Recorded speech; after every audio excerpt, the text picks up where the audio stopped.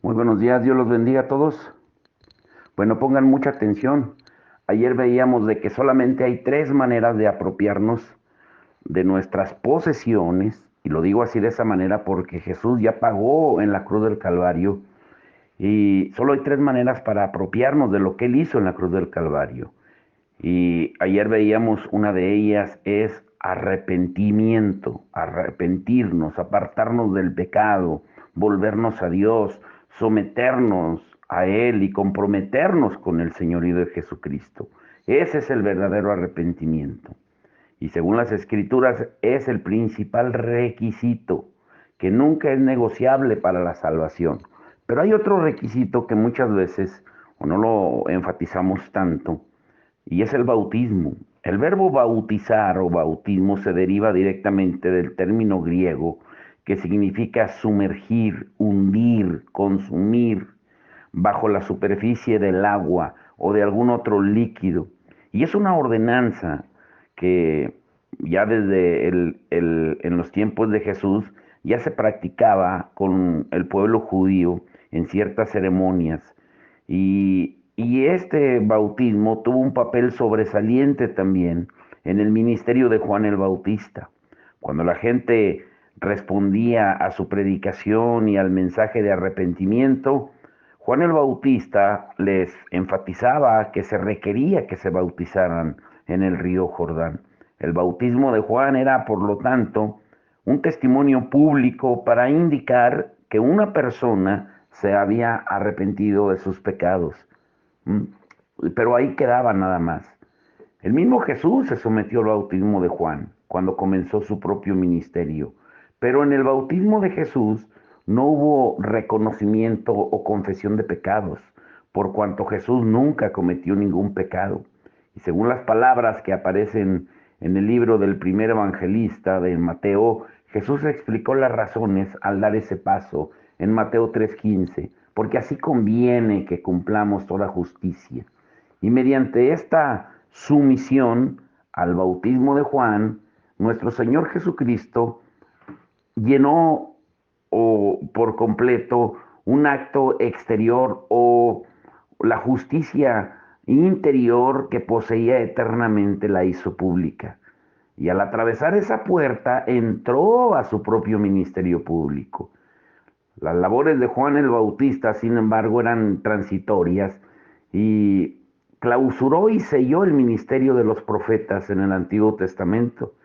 Por eso a Juan se le conoce como el último de los profetas y abrió el camino para el ministerio de Jesús y del Evangelio.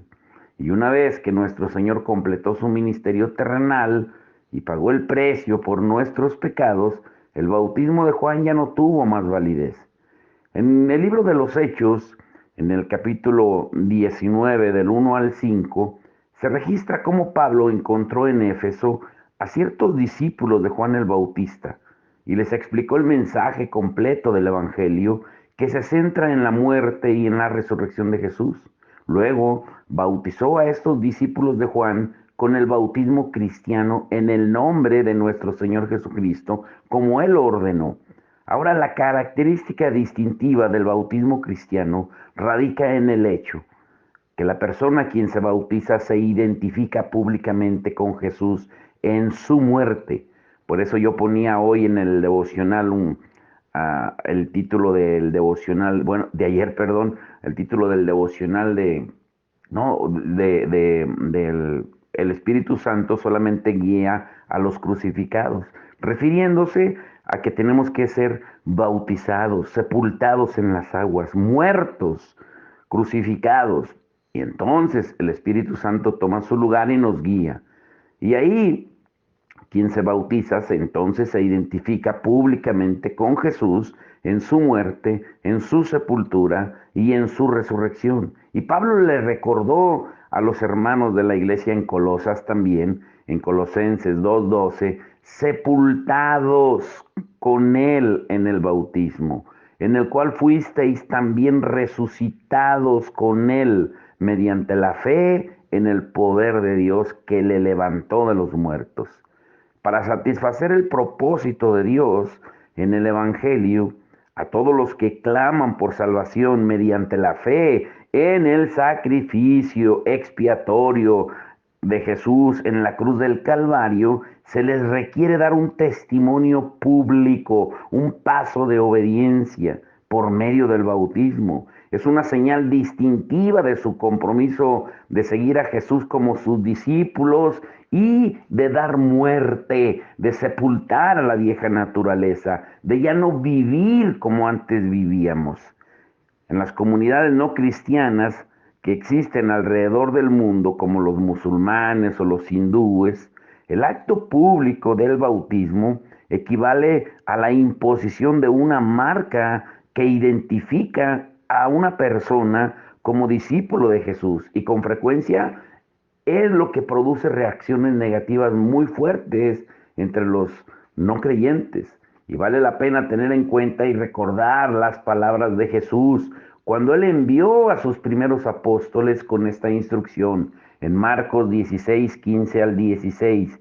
Y les dijo, id por todo el mundo y predicad el Evangelio a toda criatura.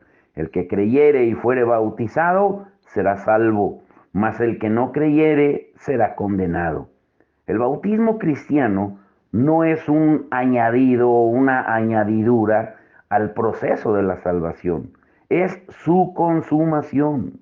Jesús no prometió la salvación a los que creen sin ser bautizados.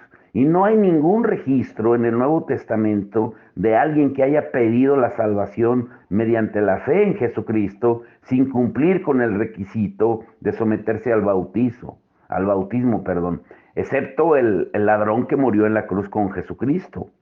Ahora, el énfasis definitivo acerca del bautismo cristiano, sin embargo, no se encuentra en la muerte o en la sepultura de Jesús, sino en su resurrección, la cual abre la puerta a un estilo de vida totalmente nuevo. Por eso tenemos que morir y por eso tenemos que entender que el Espíritu Santo solo guía a los crucificados, a los que han muerto en la carne.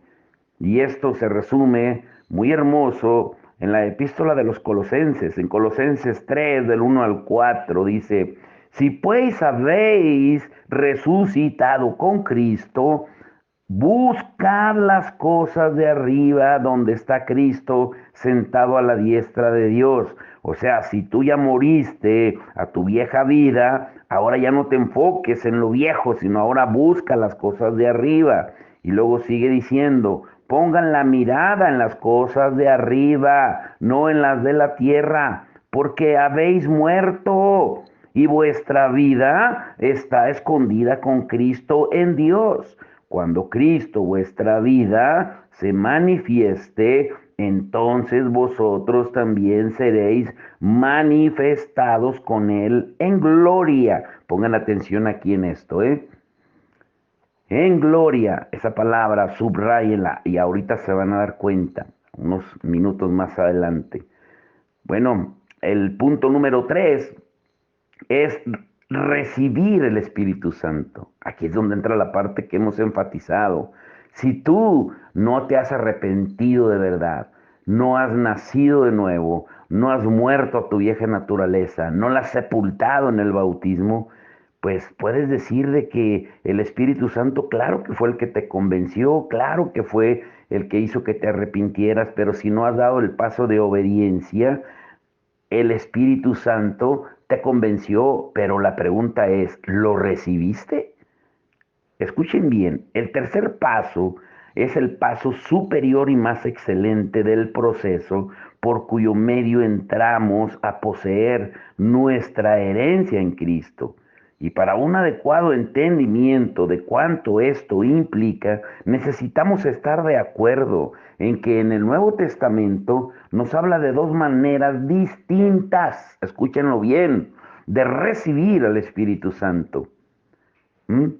En el Evangelio de Juan, él pone presente que Jesús, después de su resurrección, él apareció a los discípulos que estaban reunidos en un grupo. En Juan 20, 21 al 22, y dice, entonces Jesús les dijo otra vez, paz a vosotros.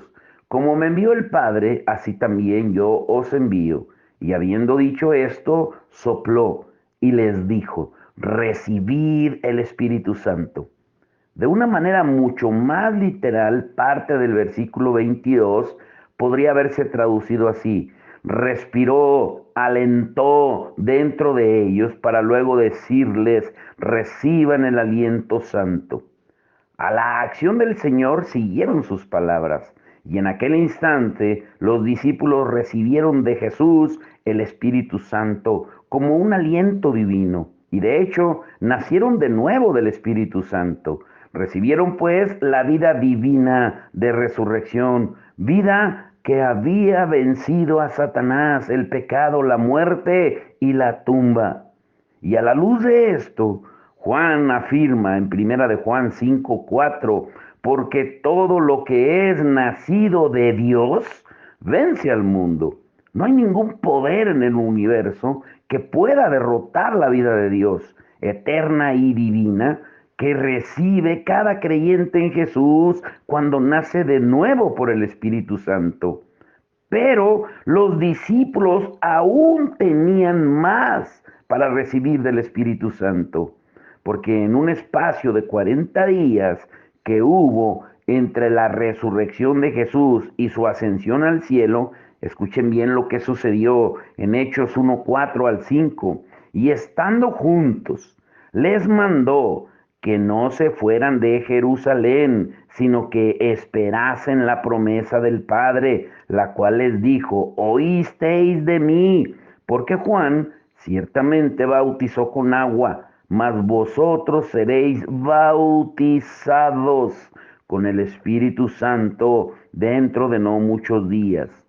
Y aquí con toda claridad, el bautismo en el Espíritu Santo era algo que para los discípulos aún estaba en el futuro, incluso después de la experiencia que tuvieron con nuestro Señor el domingo de resurrección. Y el cumplimiento de esta promesa se registra un poco más adelante en el libro de Hechos.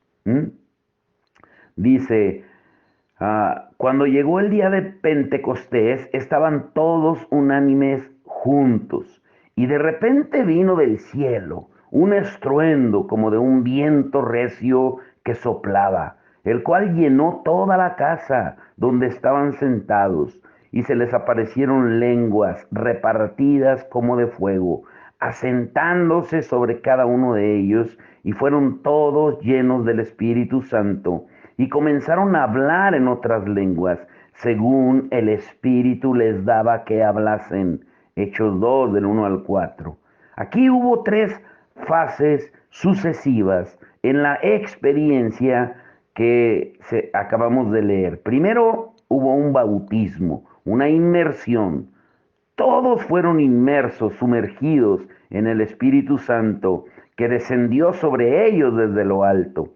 Y quizá esto se podría describir como un bautismo, híjole, para entenderlo, como si estuvieran debajo de una catarata. En segundo, hubo una plenitud o llenura.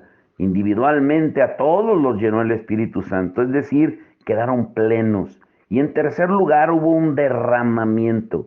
El Espíritu Santo dentro de ellos los sobresaturó de tal manera que se derramó para darles un idioma sobrenatural. Glorificaban a Dios en lenguas que no sabían y que tampoco pudieron entender. Y si leemos ahí con más detalle el libro de Hechos en el capítulo 2, dice que eran cerca de 14 o 16 naciones que estaban reunidas ahí y todos les entendían.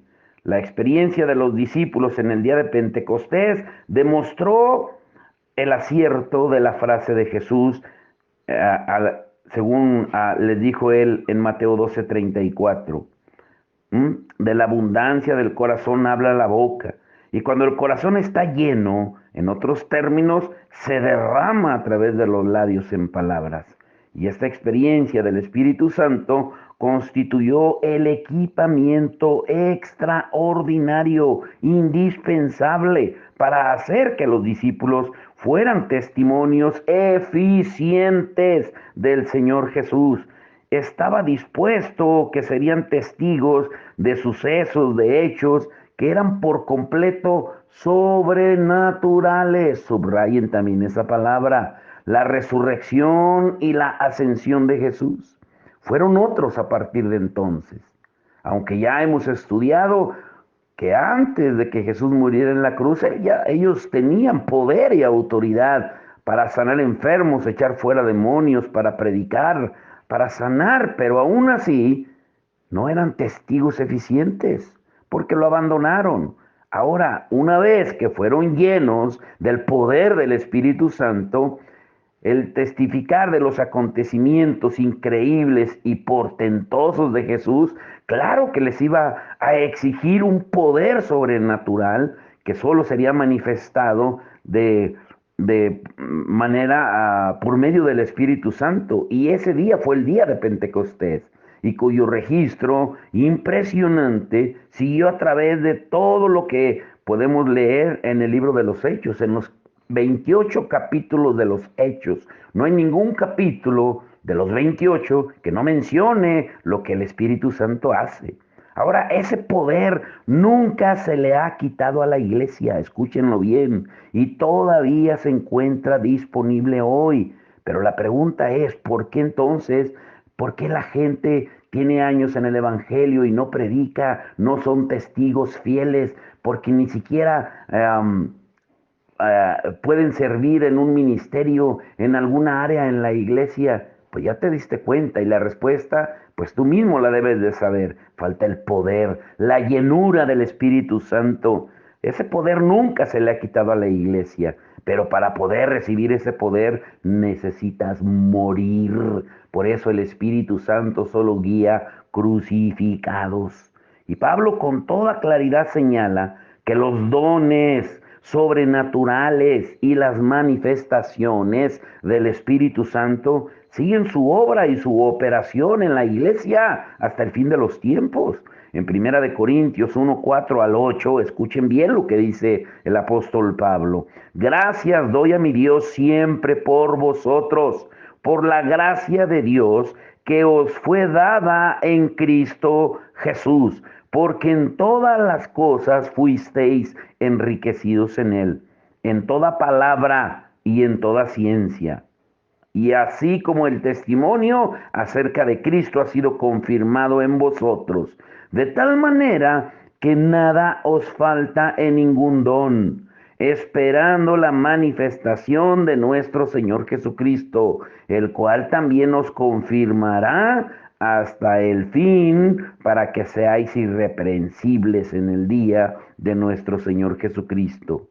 Podemos resumir las operaciones del Espíritu Santo bosquejadas mediante la siguiente comparación entre lo ocurrido en 2 días muy importantes y críticos en el registro de la iglesia. Pongan mucha atención aquí. El domingo de resurrección, Cristo resucita. El domingo de Pentecostés es la ascensión de Cristo. El domingo de resurrección, el espíritu de vida. El domingo de Pentecostés, el espíritu es derramado. El domingo de resurrección, el resultado fue una vida resucitada. Y en el domingo de Pentecostés, el resultado fue un poder para testificar. Escúchenlo muy bien. Ahora, a quienes tuvieron la experiencia del domingo de resurrección, que yo estoy seguro que la gran mayoría de ustedes ya la han tenido, pero sienten todavía la necesidad de la experiencia del domingo de Pentecostés, el Señor ofrece la siguiente promesa. Él dijo, escúchenlo bien, en Juan 7:37 al 39, en el último y gran día de la fiesta, Jesús se puso en pie y alzó la voz diciendo, si alguno tiene sed, venga a mí y beba. El que cree en mí, como dice la Escritura, de su interior correrán ríos de agua viva. Esto dijo del Espíritu que habían de recibir los que creyesen en él, pues aún no había venido el Espíritu Santo, porque Jesús no había sido aún glorificado. Aquí hay tres requisitos simples: tener sed, ir a Jesús y beber hasta cuando se reciba el derramamiento. ¿Y cómo encontramos esos modelos en el Antiguo Testamento? Escúchenlo bien esto. Todo esto fue, fue predicho, fue profetizado en el Antiguo Testamento acerca de la liberación de Israel y de su salida de Egipto, como el apóstol Pablo le recuerda a los corintios y como estudiamos en los 40 días en el desierto, en Primera de Corintios 10 del 1 al 2. Nuestros padres todos estuvieron bajo la nube, todos pasaron el mar y todos en Moisés fueron bautizados en la nube y en el mar.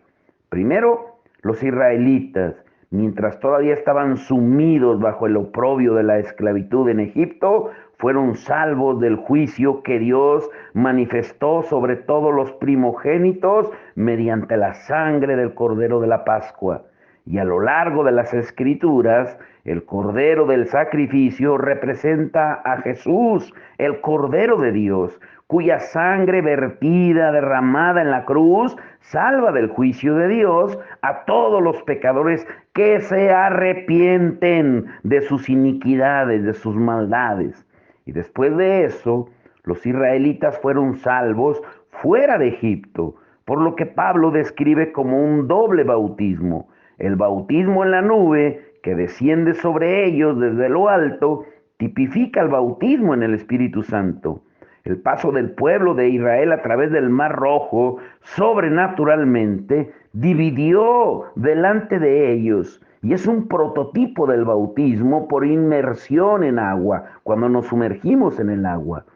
Ahora, este bautismo doble, por último, en forma efectiva, separó a los israelitas de Egipto, tipo de este mundo en su condición caída. El bautismo en la nube aparece descrito en el segundo libro de la Biblia con las siguientes palabras en Éxodo 14, 19 al 20. Y el ángel de Dios que iba delante del campamento de Israel se apartó e iba en pos de ellos, y asimismo la columna de nube que iba delante de ellos se apartó y se puso a sus espaldas e iba entre el campamento de los egipcios y el campamento de Israel, y eran nube y tinieblas para aquellos, y alumbraba a Israel de noche, y en toda aquella noche nunca se acercaron los unos a los otros. En esta nube sobrenatural, el Señor mismo descendió para proteger a su pueblo. Hubo un efecto doble. Para los egipcios fueron tinieblas y desánimo, mas para los israelitas les dio luz en la noche. Y además, durante toda la noche, impidió que los egipcios, los enemigos, pudieran aproximarse a los hebreos, a los israelitas. El ángel de Dios bajó en la nube a fin de servir de defensa a los suyos. El Señor indicó que Él volvería a través del Espíritu Santo para hacer su morada permanente con sus discípulos. Esta nube, en una forma vital y muy nítida, nos augura el cumplimiento de la promesa que Jesús dio a sus discípulos. En Juan 14, 16 al 18, yo rogaré al Padre y os dará otro consolador, ayudador, para que esté con vosotros para siempre. El Espíritu de verdad, el Espíritu Santo, al cual el mundo no puede recibir porque no le ve ni le conoce, pero vosotros le conocéis porque mora con vosotros y estará en vosotros. No os dejaré huérfanos, vendré a vosotros. La descripción de la manera en que sale Israel de Egipto indica que el ángel de Dios estaba en la columna de nube que separaba el campamento de los israelitas de los egipcios. De modo semejante, nuestro Señor Jesús regresa a los miembros de su pueblo creyente para establecer su morada fija e inmodificable con ellos. Y de esta manera nos suministra tanto como consuelo, como protección en los momentos de las tribulaciones. Y gracias a ese bautismo doble, Todos nosotros, todos los que pertenecemos al Señor, comenzamos un viaje de toda la vida que nos llevará a la heredad, a la herencia preparada por Dios. Y día tras día, así como guió la nube al pueblo de Israel que descendía sobre ellos en las orillas del Mar Rojo durante las horas de la luz del sol, esa nube les ofrecía abrigo contra el calor y por la noche les brindaba luz en la oscuridad a través de ese fuego. Es un tipo perfecto y prodigioso del Espíritu Santo que es al mismo tiempo nuestro guía y nuestro consolador. En el curso del viaje, los israelitas, dicen Primera de Corintios 10, del 3 al 4, comieron el mismo alimento espiritual y todos bebieron la misma bebida espiritual, porque bebían de la roca espiritual que los seguía, y la roca era Cristo. ¿Se dan cuenta? El alimento que comían era el maná que bajaba con el rocío cada mañana. De igual manera, cuando Jesús habló a Satanás, él también le dirigió a sus discípulos al alimento espiritual que Dios preparó para su pueblo en esa época, cuando dice en Mateo 4:4, no solo de pan vivirá el hombre, sino de toda palabra que sale de la boca de Dios.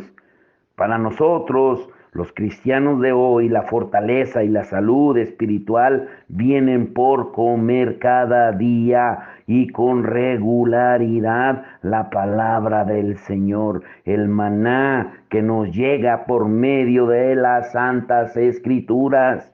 Por eso, tengan en mente siempre eso. El día que tú dejas de alimentarte, un día que dejas de alimentarte de la palabra, es como si no comieras. Y ninguno de ustedes puede durar 1 o 2 días o 3 días sin comer. ¿Mm? Asimismo, como se mencionó antes, en ese mismo capítulo, Jesús dice en Juan 7:37 al 39, en el último y gran día de la fiesta, Jesús se puso en pie y alzó la voz diciendo, si alguno tiene sed, venga a mí y beba. El que cree en mí, como dice la Escritura, de su interior correrán ríos de agua viva. Y esto dijo del Espíritu que habían de recibir los que creyesen en él, pues aún no había venido el Espíritu Santo, porque Jesús no había sido aún glorificado. Ahora escuchen muy bien esto. Todo creyente nacido de nuevo, por cuanto en su interior habita el Espíritu Santo, tiene dentro de sí mismo una fuente inagotable de agua viva. Es una bendición. A través del viaje de nuestra vida, nuestra salud y nuestro bienestar espiritual, es todo, depende por entero de alimentarnos a diario de la palabra de Dios. Por eso Jesucristo dijo en Juan 6:63, las palabras que yo les hablo son espíritu y son vida. Es la escritura. Y también todos los días beber del río de aguas vivas, la fuente del Espíritu Santo que hay dentro de nosotros. Tenemos que aprender que esto viene a partir de tener una comunión íntima y diaria con el Señor, al comer su palabra y responder en oraciones, en adoración, bajo la guía, el convencimiento que el Espíritu Santo le da a nuestros corazones.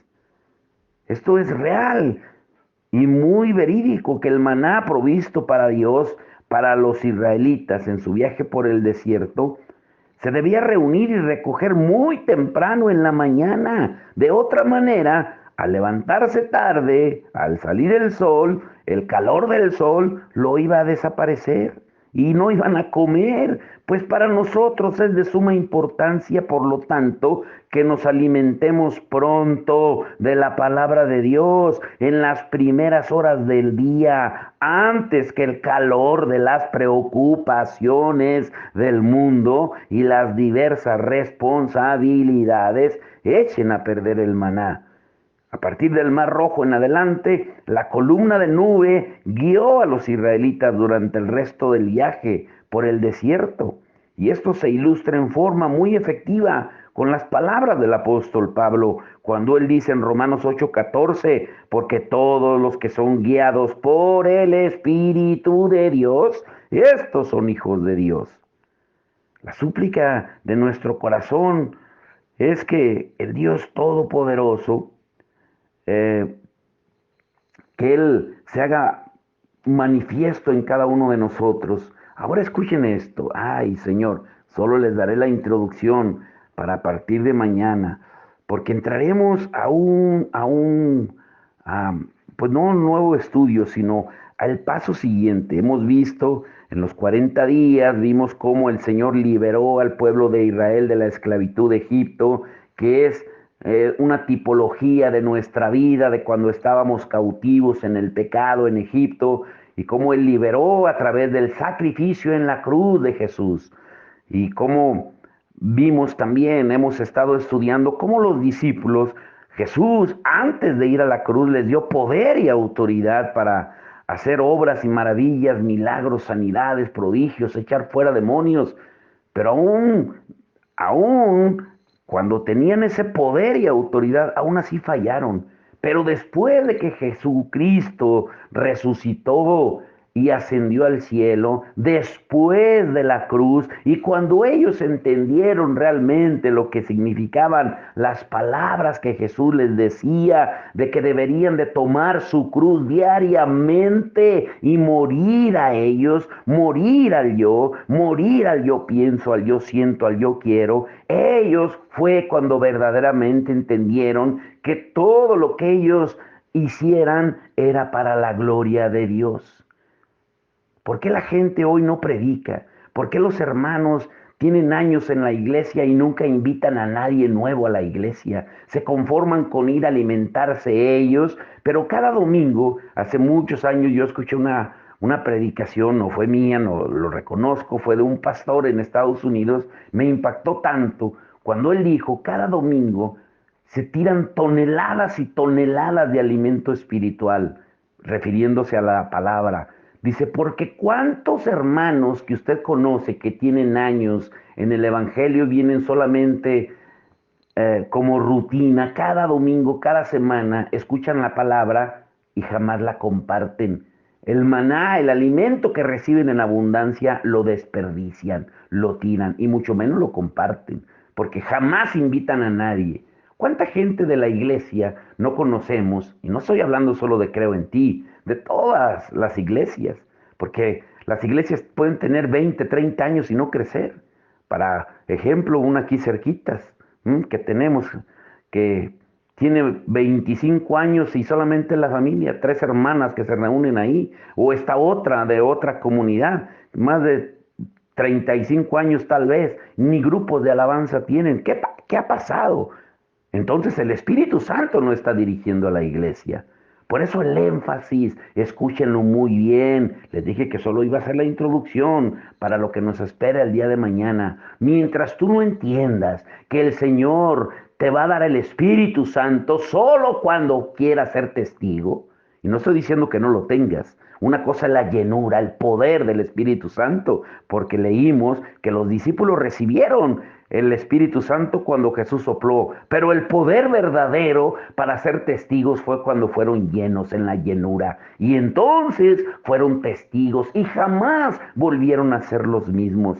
Mientras tú no tengas esa hambre y esa sed por la gloria de Dios, jamás vas a hacer nada por el Evangelio. Siempre vas a estar de egoísta, pensando en ti, pidiendo para ti, amando el dinero, que te pesa ofrendar, te pesa diezmar, te pesa dar para la obra de Dios, porque no has entendido que Dios te creó a ti para morar en ti con su presencia. No has entendido en tu corazón que Él te dio el Espíritu Santo, ese poder divino para transformar tu vida, para capacitarte y para que vayas y hagas testigos de Cristo. Pero si no lo has recibido, si tú mismo no has sido cambiado, si tú mismo no has manifestado eso en ti, ¿cómo quieres que los demás te escuchen?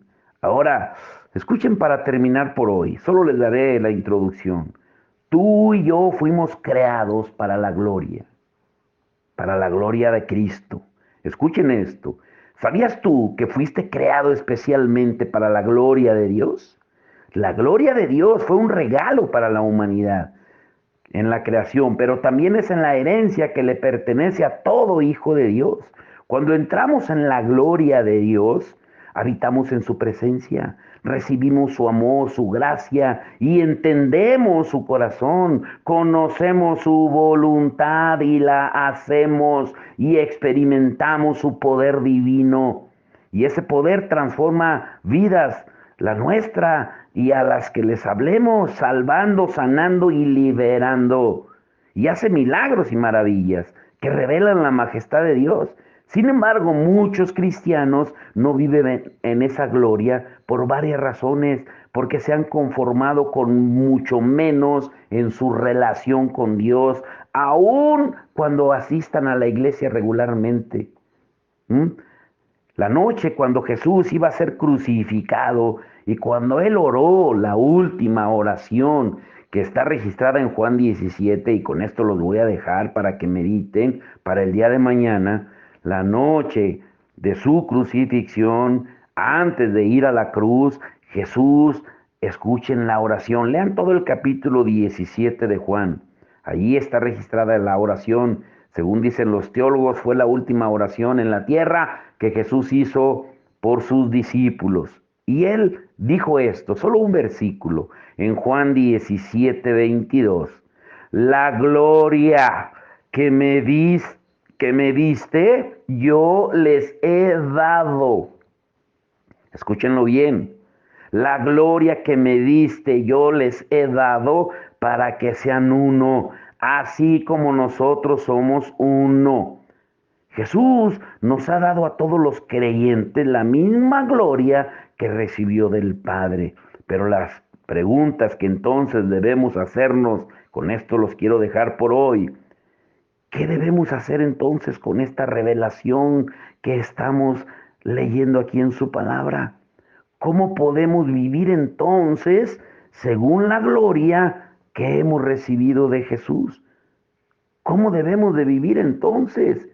Si se supone que ya somos creyentes nacidos de nuevo, si se supone que ya fuimos sellados con el Espíritu Santo, si se supone que ya fuimos bautizados, pero ¿por qué no se hace manifiesto ese poder? ¿Por qué ni siquiera podemos predicar? ¿Por qué cuando se hace un llamado para unirnos, para voluntarios, para ir a predicar, por qué son pocos los que responden al llamado? ¿Qué sucede entonces? ¿Se le está acabando el poder al Señor? O como dicen por ahí, ¿de qué gasolina estás llenando tu tanque? El que tenga oídos para oír, oiga. Vamos a orar y mañana abróchense los cinturones. Vamos a entrar en una dimensión que pocas veces tocamos, es la dimensión espiritual. Los discípulos, antes de la cruz, ellos experimentaron algo de lo sobrenatural de Dios, de Jesús, cuando Él les dio poder y autoridad, y lo vimos el domingo, cuando llegaron los 70 con gozo y le dijeron, Señor, ¿sabes que aún los demonios se nos sujetan en tu nombre? Y Él les dijo, no se alegren por eso. Alégrense de que sus nombres estén escritos en el libro de la vida. Y también Él dijo en Mateo 7:20 en adelante, por sus frutos los conocerán, porque no todo el que me dice Señor, Señor, entrará en el reino de los cielos, porque muchos me dirán, en tu nombre hicimos, y ese hicimos abarca muchas cosas. En tu nombre yo hice, yo ofrendé, yo di de mi tiempo, yo prediqué, oré por enfermos, eché fuera demonios, pero si nunca cumpliste la voluntad del Señor, Él nos dirá, apartaos de mí, hacedores de maldad. ¿Pero a qué se refiere? ¿Lo has entendido realmente? ¿O por qué sigues viviendo tu vida egoísta, pensando solo en ti, sin pensar que fuiste creado, fuiste rescatado, fuiste redimido para la gloria de Dios, no la tuya? Y la gloria de Él es eterna y comienza en la tierra. Padre, en el nombre de Jesús, Señor, danos discernimiento, Señor. Danos discernimiento de este paso que tú quieres que demos. Porque es tiempo, Señor, de caminar de conquistar nuestra propia tierra, nuestra familia, nosotros mismos, de dejarnos de cosas, Señor, ya de verdad crucificar esa carne egoísta, malévola, que solo se dirige a las concupiscencias de la carne, amando el mundo y las cosas del mundo. Y cada vez que desviamos la mirada, nos volvemos más enemigos tuyos. Tú lo dices en tu palabra. Pero ¿por qué no lo entendemos? ¿Por qué no lo ponemos por práctica? ¿Qué nos hace falta, Señor? ¿Por qué no tenemos esa hambre y sed? Como tú dijiste, el que tenga sed, venga y beba del los ríos de agua viva que yo le daré para que no tenga sed jamás, para que podamos manifestar ese poder de tu espíritu. Pero ¿por qué seguimos quejándonos de todo? Cuando nos falta el alimento, el sustento, cuando nos falta cualquier cosa material, nos quejamos. Pero ¿por qué no nos quejamos cuando nos falta lo espiritual? ¿Por qué recurrimos a médicos, a psiquiatras, a psicólogos, en lugar de recurrir a ti, Señor? Que no hemos aprendido que el Espíritu Santo es el que nos debe de guiar a toda verdad y a toda justicia. ¿Por qué dejamos de congregarnos tan fácil, de ir a la iglesia cuando tenemos días para disfrutar, pero tiene que ser exclusivamente el día en que nos congregamos para ir y hacer otras actividades? ¿Por qué no podemos ofrendar para tu iglesia, para las obras tuyas, de la misma manera que cooperamos y gastamos en otras cosas? Porque podemos comprar cosas valiosísimas de miles de pesos y nos cuesta ofrendar algunos cientos o tal vez decenas de pesos, Señor. Pero es porque estamos arraigados, porque no hemos puesto en la cruz todos nuestros deseos, toda nuestra carne, porque la carne abarca varias áreas. Ábrenos el entendimiento, Señor, a través de tu Espíritu Santo y convéncenos. Como tú lo dijiste en San Juan 16:8, que el único que puede convencer de justicia, pecado y juicio es el Espíritu Santo. Y muchos de aquellos que tú les has hablado por años y que siguen viviendo igual, tal vez ellos digan, es que el Espíritu Santo no me ha hablado. Sí te ha hablado, pero tú has sido sordo, has endurecido tu corazón, pero es tiempo de que te arrepientas y vuelvas al camino verdadero de la cruz. En el nombre de Jesús te lo rogamos. Amén y amén.